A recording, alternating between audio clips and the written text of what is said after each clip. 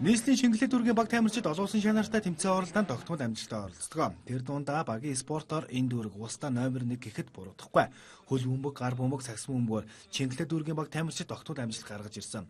Түүнчлэн спортын гимнастик, спорт арабикаар тогтмол аваргын алт мөнгө хүрэлт медаль хүртдэг багтан амжилттай. Тиймээс ч шингэлээ дүүргийн засаг даргын хамгийн газар нийтийн тамирыг хөгжүүлэх, спортын төлөвлөлбөр шигшээ багийг барих, багшлагчуулагч нарын ур чадварыг сайжруулах зорилгоор олон хөтөлбөр ажлуудыг зохион байгуулсаар иржээ.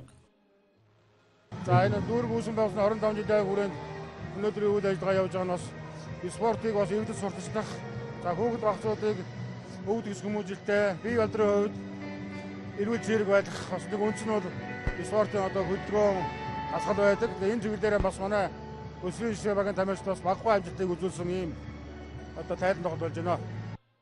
За өнөөдөр бас өсвөрийн тамирчдын үзүүлэх тоглолтод биеийн тамир спортын газрын дарга Монгол Улсын ая тамирчин Шарав Замс болон дүүргийн удирдлагууд оролцож нийтийн тамир спортыг хөгжүүлэхэд өнтэй хувь нэмэр оруулсан багшлагчуулагч нарыг шагнаж урамшууллаа. Ататүркийн нэрэмжит 5 дугаар сургуулийн биеийн тамир спортын хамтлаг шилдэг хамтлагаар тодорсон бол тус сургуулийн биеийн тамирын багш Шингэлээ дүүргийн волейболын өсвөрийн шигээ багийн засагчуулагч Батболор дүүргийн шилдэг багшаар тодорсон.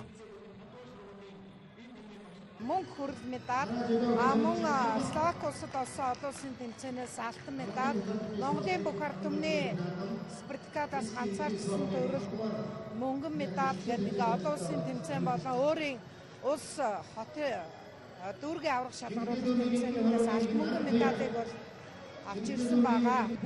Волейболын спортын хүүхдүүдийг өсвөр үеийн эмэгтэй багийг бол дасгалжуулж байгаа. Шингэлтэй дүүргийн 14 удаагийн аврах тасралтгүй байсан. Нийслэлийн сурагчдын лигийн мөнгөн медаль, нэрэмж тэмцээний алтан мөнгөн медаль, хүрэл медалийг тус тус аваад улсын аврах шалгаруулах тэмцээнд бол амжилттай сайн оролцож байгаа. За өнөөдөр бас өсвөрийн шигшээ багийн саксан бөмбөг, хөл бөмбөг, аэробик, гимнастик, таквондогийн баг тамирчид үзүүлэх тоглолтоо үзүүлж ирээдүйд эх орныхоо нэрийг дуусгах шилдэг тамирчид болно гэдгээ багш засагчуулагч эцэг эхчүүддээ харууллаа.